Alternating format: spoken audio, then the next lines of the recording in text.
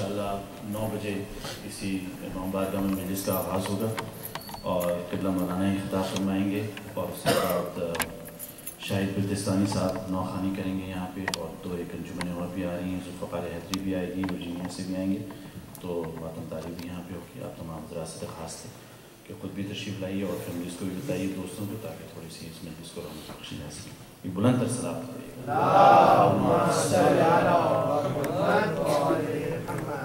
درخواست کے موقع پر آپ سامنے کے سب سے تشریف ہیں، ایک بلند تر صلوات پڑھیے۔ اللہم صلی علی محمد و آل محمد۔ نعرہ حیدری، نعرہ صلوات۔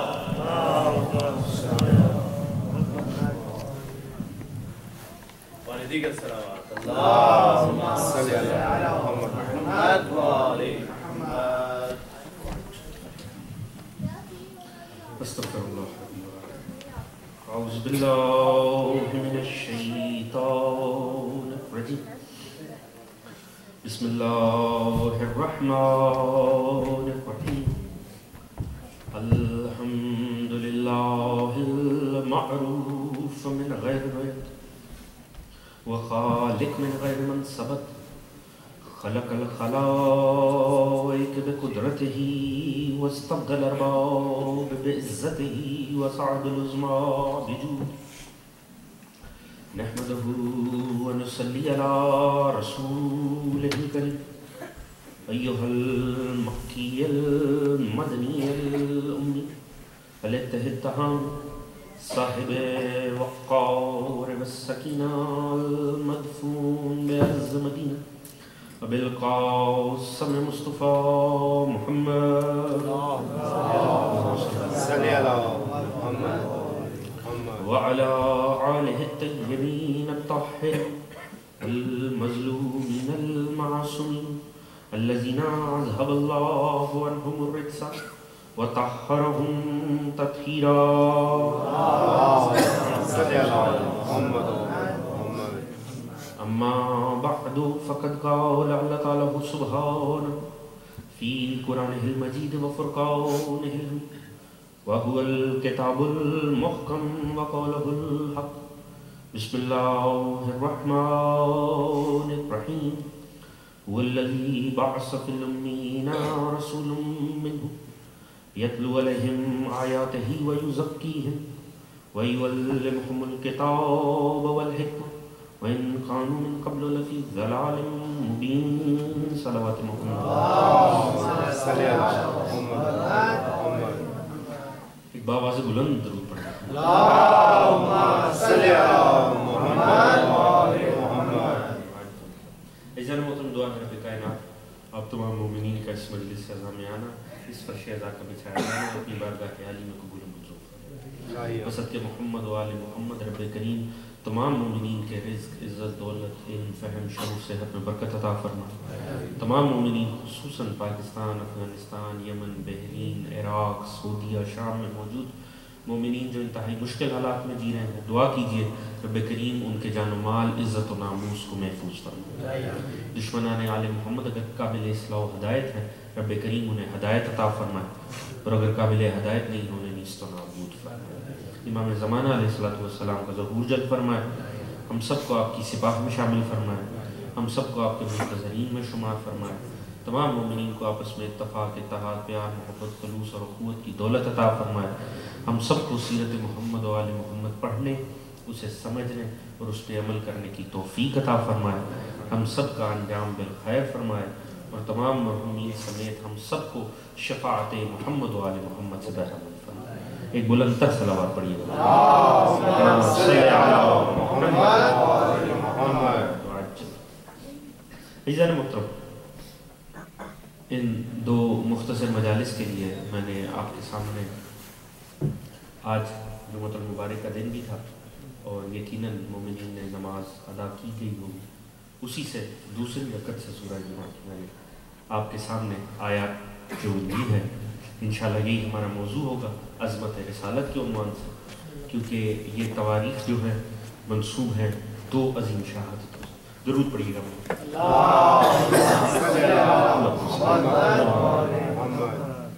دو عظیم شخصیات سے یہ دن وابستہ ایک سرکار رسول خدا صلی اللہ علیہ وسلم۔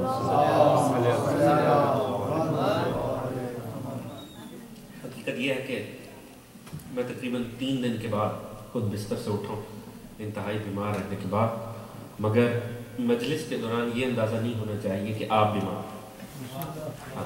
میری بیماری کی حد تک خیر ہے، انشاءاللہ میں کوشش کروں گا کہ آپ اس کا اظہار بھی نہ ہو سکے۔ 2 عظیم ہستیوں سے یہ تاریخ منسوب، ایک سرکار رسول خدا صلی اللہ علیہ وآلہ وسلم اور دوسرے امام حسن مجتبیٰ علیہ السلام۔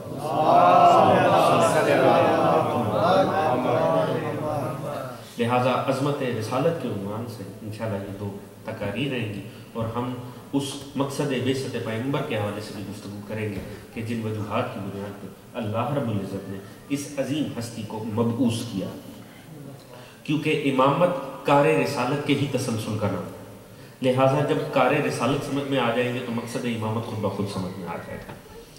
عزیزان محترم، دیکھیے کہ اللہ رب العزت نے جو مقصد بعثت پیغمبر بتایا کہ کس وجہ سے اللہ نے اس عظیم ہستی کو مبعوث کیا، وہ کچھ اس انداز میں ہے کہ هو الذی بعث فی الامیین رسول منہم، وہ وہی ہے کہ جس نے امیوں میں انہی میں ایک رسول مبعوث کیا۔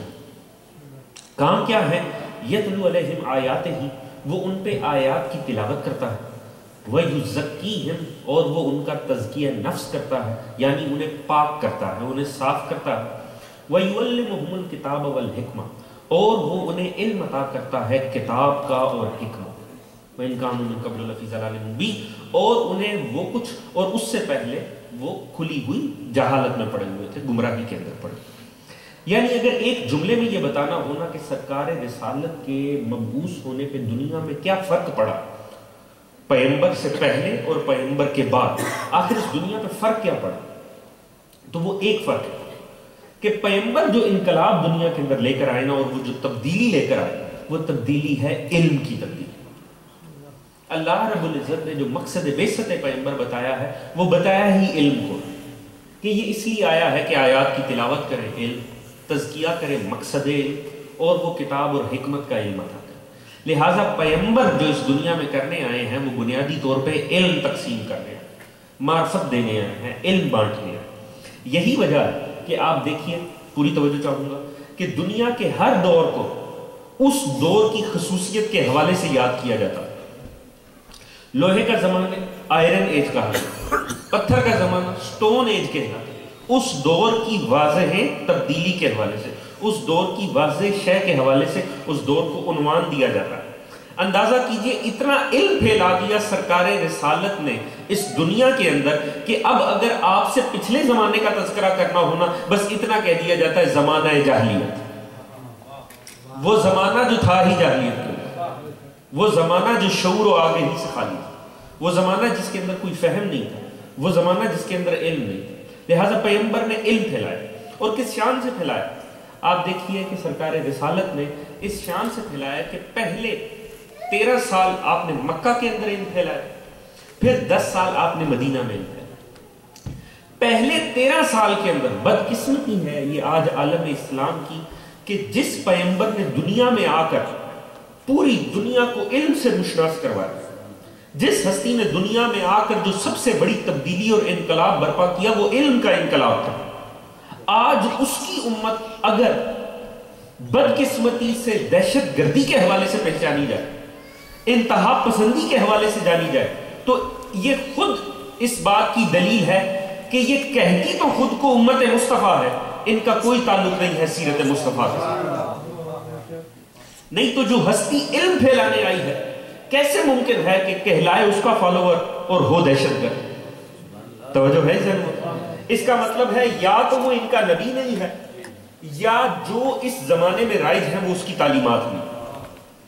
اگر ان کا آپس میں کوئی ربط ہو، کوئی تعلق ہو، تو ممکن ہی نہیں ہے کہ اس کی قوم اور ہو دہشت گرد، اس کی قوم اور کہلائے انتہا پسند۔ اگر اس کی قوم ہے تو پھر تو علمی قوم کہلانی چاہیے، پھر تو دنیا بھر کی علمی شخصیات اس کی قوم ہونی چاہیے، نہ یہ کہ انتہا پسند اور جاہل اقوام۔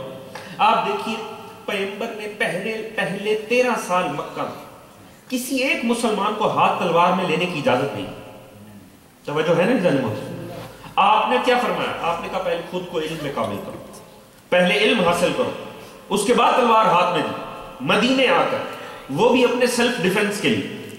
پہلے 13 سال آپ نے کسی کو، ایک واقعہ ملتا ہے جناب حمزہ کے ظاہری قبول اسلام کہ آپ نے اپنی کمان دے کے مار دی مخالف، اس کے علاوہ پہلے 13 سال کی مکی زندگی میں کسی مسلمان کے ہاتھ میں تلوار نظر نہیں آئی۔ کیا وجہ ہے کیوں نظر نہیں آتی؟ سرکار رسالت نے کسی کو اجازت ہی نہیں۔ آپ نے فرمایا پہلے علم میں کامل ہو، جب علم میں کامل ہو جاؤ تلوار بعد میں ہاتھ میں تھا۔ تمہیں خود تو پتا ہو کہ تم کس شے کو فالو کر رہے ہو، توجہ ہے سارے محترم؟ یعنی پہلے علم میں کامل ہو، تلوار بعد میں، یعنی تلوار کی نوبت تب آتی ہے جب علم تھک جائے۔ اگر دنیا کو ہم سے دشمنی ہے نا اور اصلاً ہمیں ختم کرنا چاہتے ہیں تو ہم سے مقابلہ علم میں ہونا چاہیے۔ جب ہم علم میں تھک جائیں تلوار کی نوبت بعد میں آنی چاہیے۔ محمد آل محمد سلام، اللہم صلی علی محمد آل محمد۔ توجہ ہے ساتھ؟ ہم سے گولی کی زبان میں بات کرنا، ہم سے بندوق اور دھماکوں کی زبان میں بات کرنا، یہ اس بات کی دلیل ہے ہمارے فریق مخالف کا کم از کم سرکار رسالت سے کوئی تعلق ہی نہیں، نہ یہ کسی سیرت رسول کو پہچانتے ہیں، نہ ان کا کسی رسول سے تعلق ہے۔ جو ہمارے سامنے ہے یہ یقیناً زمانے جاہلیت کی باقیات ہے۔ اگر یہ زمانے جاہلیت کی باقیات نہ ہوتی تو کم از کم یہ ہم سے پہلے علم کے اندر مقابلہ کرتے، ہم سے علم میں ہمارا سامنا کرتے۔ پیغمبر نے 13 سال کسی ایک صحابی کو جہاد کی اجازت نہیں، کسی ایک کے ہاتھ میں تلوار نہیں تھی۔ خود کو تو پتا ہو کہ آخر لڑنا ہے بعد میں تو کس مقصد سے لڑنا ہے، کس نظریے کی خاطر لڑنا ہے۔ یہ عجیب جہالت ہے کہ ہاتھ میں تلوار سے بات کی جائے، بندوق کی زبان میں بات کی جائے۔ عزیزان محترم، ہاں ایک مرتبہ علم میں یہ قوم تھک جائے اس کے بعد ہتھیار اٹھا اور وہ نوبت آ ہی نہ سکے گی۔ یہ جھوٹے خدا تھے جن کی خاطر انسانی بلیاں چڑھائی جاتی تھی۔ توجہ ہے عزیزان محترم؟ جھوٹے خدا وہ ہوتے ہیں جو انسانوں کو مارنے سے راضی ہیں۔ حق کا خدا، سچا خدا، محمد مصطفیٰ کا خدا لوگوں کی گردنیں کٹی ہوئی نہیں دیکھنا چاہتا، اپنی آگے جھکی ہوئی دیکھنا چاہتا۔ اگر کمال کرنا ہے تو ہماری گردنوں کو جھکاؤ، اپنا موقف بتاؤ، اگر حق ہے ہم سے تسلیم کرواؤ علم کے ذریعے تاکہ ہم اپنی گردنوں کو جھکا دیں۔ مگر جو گردنیں پہلی باب مدینہ تو علم کے آگے جھکی ہوں انہیں کدھر جھکایا جائے؟ لہٰذا یہ سب سے بڑی جہاد اور یہ تصور کرنا۔ دیکھیے آپ نے کل کا بھی واقعہ دیکھا، آپ کے سامنے وہ قبر، دعا کیجئے جو اس وقت ہمارے بہن بھائی جو اس وقت ان لاشوں کے ساتھ کوئٹہ کی ان سڑکوں پر بیٹھے، دعا کیجئے کہ رب کائنات انہیں کامیاب و کامران، ان کی زندگی کی دعا مانگے کہ کوئی بدبخت مزید ان پر ظلم نہ اٹھا سکے، اور غاصب اور ظالم اور صفاق اور جنایت پرست حکمران کہ خدا کرے کہ ان کی آنکھیں کہیں تو کھلیں، کسی صورت تو کھلیں۔ اپنے ان بہن بھائیوں کے حق میں دعا مانگیے۔ عزیزان محترم، دیکھیے ایک بات بڑی ضروری ہے کہ ان واقعات کو دیکھ کر مایوس ہو جانا جہاں آپ بیٹھے ہیں اپنی تمام تر صلاحیتوں سمیت شکست کو قبول کر لینے کے مترادف نہیں۔ الحمدللہ مایوس ہونے کی ضرورت نہیں۔ زمانہ مشکل ہے، اس میں کوئی شک نہیں ہے، اتنا مشکل تو نہیں ہے کہ بچے کا نام علی یا حسن رکھنا اور گردن اڑا دی جائے، اتنا مشکل تو نہیں ہے کہ نام تک نہ لے پائے۔ آج بھی آپ دیکھیں وہاں پر 86-87 شہید ہوئے ہیں جس میں سے اکثریت مومن، 50 سے زائد مومن ہوں، مگر کیا پاکستان میں کوئی ایک بھی ایسا عزاداری کا جلوس تھا جو نکلا نہ؟ کسی ایک جگہ بھی نام حسن ابن علی جو پچھلے سال لیا گیا تھا اس دفعہ لیا نہ گیا؟ ایسا نہیں ہے۔ اس کا مطلب ہے زمانہ مشکل ضرور ہے، اتنا بھی مشکل نہیں ہے۔ الحمدللہ آج بھی یہ نہیں ہے کہ وہاں دھماکہ ہوا اور ہر جگہ نام حسن ابن علی لیا ہی نہ گیا۔ توجہ ہے جانے موت؟ کیونکہ ایک بات یاد رکھیے گا، دنیا کا کوئی مکتب ہونا، کم از کم مکتب تشیع، اتنا دنیا میں اسلحہ و بارود نہیں ہے جتنا علی ابن ابی طالب کا ماننے والا دنیا میں ہوتا ہے۔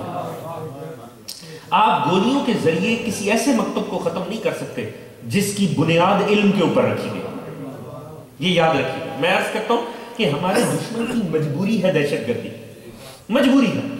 آپ کی کیا ہے؟ آپ کی مجبوری صرف علم ہے۔ دیکھیے کوئی بھی قوم اس نظریے کی بنیاد پہ زندہ رہتی ہے یا آگے بڑھتی ہے جس نظریے کے اوپر اس کی بنیاد رکھی گئی۔ توجہ ہے ذہن میں؟ جس قوم کی جس نظریے پہ بنیاد رکھی گئی ہوگی نا، جب تک وہ نظریہ قائم ہے نا وہ قوم مر نہیں سکتی۔ اور اس قوم کو ہمیشہ طاقت ملے گی اس نظریے سے، یعنی اس کی ترقی بھی نہیں رک سکتی۔ ایک طریقہ ہے کسی نظریاتی قوم کو ختم کرنے کا، ہاں جھٹکے سے کوئی قوم بنی ہو تو جھٹکے سے ختم ہو سکتی، مگر اگر کسی کی بنیاد نظریات کے اوپر رکھی گئی ہے، اور ہماری بنیاد کیا ہے؟ یتلو علیہم آیاتہ ویزکیہم ویعلمہم الکتاب والحکمہ، یہ ہماری بنیاد ہے، قرآن و اہل بیت ہماری بنیاد ہے۔ علم، یہ ہے باب مدینۃ العلم کی قوم، یہ ایک ہی صورت مر سکتی ہے، اس میں سے علم کو فنا کر دیا ہے۔ جب تک علم قائم ہے نہ یہ قوم کہیں جا رہی ہے، نہ اس کی بنیادوں کو تباہ و برباد کیا جا سکتا۔ ہمارے دشمن کی مجبوری دہشت گردی کیوں ہے؟ کیونکہ 1400 سال پہلے ان کی بنیاد ہی ایک دہشت گردی پہ رکھی گئی تھی۔ اگر دہشت گردی بند ہو جائے، ان کا مکتب آگے بڑھنا بند ہو جائے۔ توجہ ہے ذہن میں؟ ان بیچاروں کو آگے بڑھنے کے لیے دہشت گردی کی ضرورت ہے۔